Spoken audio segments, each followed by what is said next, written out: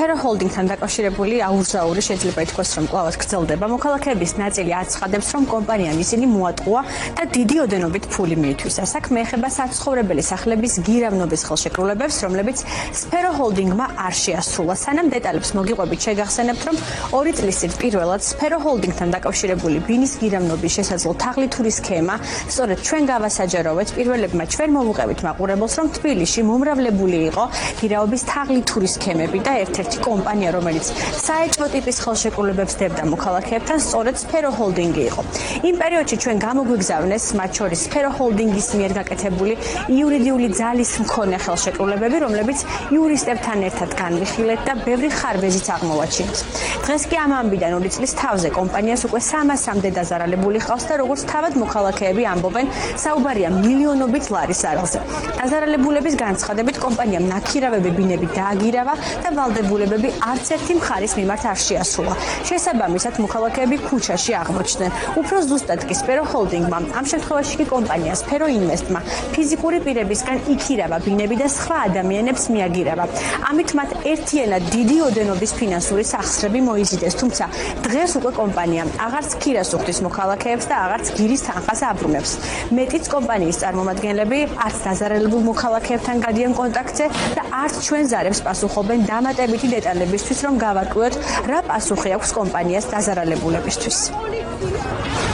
300 ადამიანი ვართ ჩატში და კიდევ ბევრი არ არის დამატებული, ეს ერთი. მეორე, ძალიან ბევრს აქვს ჯანმრთელობის პრობლემა, ზოგი საოპერაციოა, ზოგს შშმპირიშვილი ყავს და ძალიან ბევრი პრობლემა აქვს ამ ხალხს.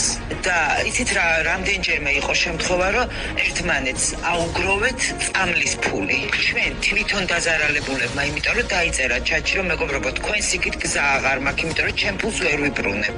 ქირასაც ვერ ვიხდი და იქნებ წამლის ფულით მაინც დამეხმაროთ და ერთმანეთს ურიცხავთ ფულებს. იმ დონეზე ვართ მისულები. აი ამ დონეზე მიგვიყვანა ამ თაღლითურმა სქემამ. $28,000 ჩავდები, დამთავრდათ, რომ მოვედი განცხადება დავწერე და ჩემ კუთვნილ თანხას არ მივრუნებენ. ვისთანაც ამათმები გირავე ამ სფეროსგან, იქირავე ის კაცი მაგდეს. საღამომდე მაგ დრო ხრის ფინიდან მე ფული არ მაქვს, ჩემი თანხა არ დამიბრუნეს. ქირის ფული მე არ მაქვს და საწავიდე აქ კაციშვილი პასუხს არ გვაძლევს. არ ვიცი 21 საუკუნეა და ვინმე მოგვაქციოს ყურადღება უპატრონო ვარ. კაციშვილი პასუხს არ გვაძლევს. დაზარალებულების ნაწილმა უკვე მიმართა სამართალდამცავ უწყებას და საჩივარით შეიტანეს კომპანიის წინააღმდეგ. ისინი აპირებენ სამართლებრივი დავის გაგრძელებას, რათა კუთვნილი თანხები დაიბრუნონ. იურისტების ნაწილი განმარტავს, რომ აქვთ მომართვიანობა დაზარალებული მოქალაქეების მხრიდან, თუ კი საგამოძიებო უწყებები დაინტერესდებიან და ამ საქმეში აღმოჩნდება უფრო მეტი სისხლის სამართლის დანაშაულის ნიშნები და დადგინდება კანონდარღვევა, შესაძლოა კომპანიის დამფუძნებლები პასუხისგებაშიც მიეცემენ. ბოლო პერიოდში მომართა ჩვენს კომპანიას რამოდენიმე ფიზიკურმა პირმა, რომელმაც გვაჩვენა, რომ მათ დადებული ჰქონდათ შეთანხმებები, ხელშეკრულებები სფერო ჰოლდინგთან. კომპანიამ არ გადაიხედა იმ ფიზიკური პირების დავალიანება საცხოვრებელი ქირით უზრუნველყოფა აღარ მოახდინა. შესაბამისად გაუჩნდათ პრეტენზიები ერთის მხრივ ბინის მესაკუთრეებს, რომ მიიღონ თავი კომპანიის მიმართ ამ სფერო ინვესტის სფერო ჰოლდინგის თუ ასე შემდეგ მოთხოვნები გაუჩნდათ, რომ გადაუხადონ მან ქირის თანხა. მეორე მხრივ დაემუქრნენ მის ბინაში მცხოვრებ პირებს, რომ მათ დროულად დატოვონ საცხოვრებელი გაათავისუფლონ მისამართად, რადგან მათი დამქირავებელი აღარ იხდიდა თანხებს უკვე რამოდენიმე თვეა.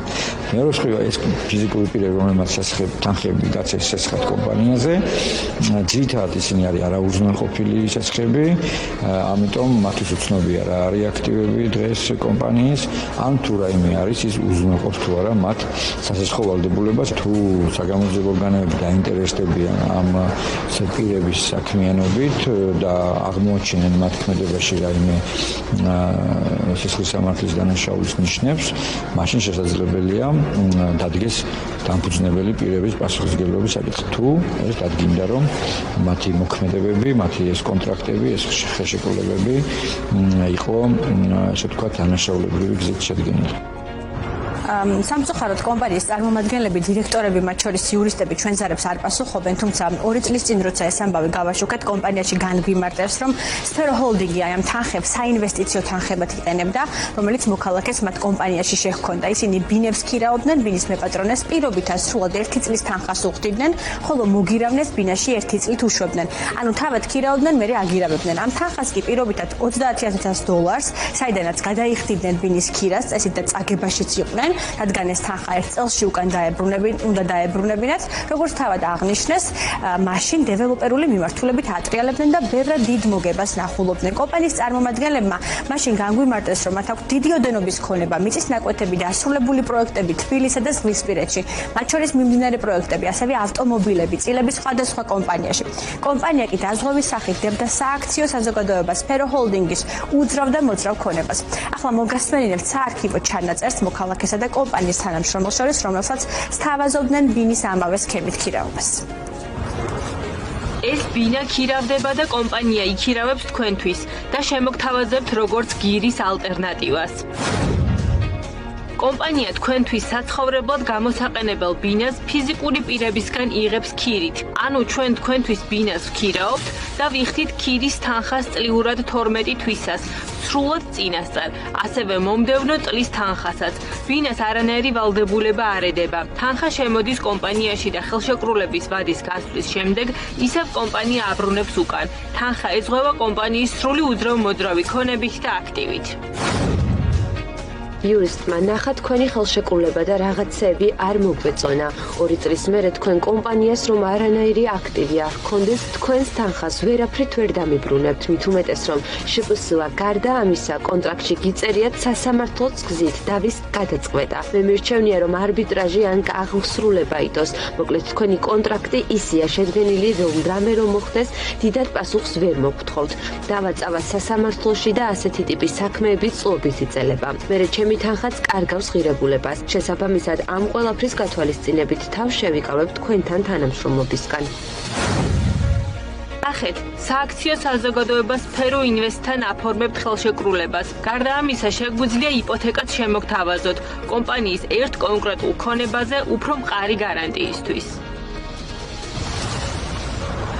სფერო ჰოლდინგი წლების განმავლობაში სანდო რეპუტაციით სარგებლობდა. იქიდან გამომდინარე, რომ ის ფლობს 2 არასამთავრობო ორგანიზაციას, იპოთეკით და მევახშეებისგან დაზარალებულთა ასოციაცია და მშენებლობით დაზარალებულთა გაერთიანება. გარდა ამისა, სფერო ჰოლდინგს აქვს თავისი მედია პლატფორმა, ახალი ამბების სააგენტო, კომპანიას აქვს დეველოპერული ბიზნესი, ვეცადე დაკავშირება იმ ადამიანებთან, ვინც ერთ დროს ჰოლდინგის იურისტები იყვნენ და კომპანიაში მუშაობდნენ, თუმცა დღეს აღმოვაჩინა, რომ იმის გამო, რომ კომპანია თანამშრომლებს ხელფასებს არ უხდიდა და შიდა განხეთქილება იყო ერთგვარი, კომპანიაში უამრავმა ადამიანმა დატოვა სფერო ჰოლდინგი. კვარაცხელიას ფეხიც არ აქვს შედგმული მაგბინაში, იმიტომ რომ საერთოდ არ არსებობს, არც უცხოვრია, არც ერთ სპორტსმენს არ უცხოვრია მაგბინაში, შენდება წლები და ვერაშენდა უსახსრობის გამო. გავიდა დრო და ამ დაზარალებულებმა მოიმატა სტუდიაში, ვეღარ ეტეოდნენ ხოლმე და ესენიც უკვე ვეღარ მალავდნენ იმას, რაც ხდებოდა, იმიტომ რომ დაზარალებულები ეზოშიც იყვნენ და ჩვენ თანამშრომლებს, მე საერთოდ შემხებლობა რო არ მაქვს ყიდვა-გაყიდვასთან და იურიდიულ თემებში ვერ ვერკვევი. ჩვენ გვაჩერებდნენ ხოლმე რა, მეც გაუჩერები ვარ მათ შორის და შვილო ამ თაღლითებთან როგორ მუშაობ. ჩვენ აქტიურად ვაშუქებთ ამ თემას და რა თქმა უნდა გაგიზიარებთ განახლებებს, იქამდე კი რა თქმა უნდა ღია ვართ ყველა მხარისთვის და თუ კომპანიას ექნება სურვილი განმარტებებისთვის სიამოვნებით დავუთმობთ ეთერს, რადგან 2 წლის წინ როცა ჩვენი სიუჟეტი გავიდა ეთერში, დაჟინებით გთხოვდნენ ჩვენი პლატფორმებიდან სიუჟეტის წაშლას, თუმცა რა თქმა უნდა ჩვენ ეს არ გავაკეთეთ.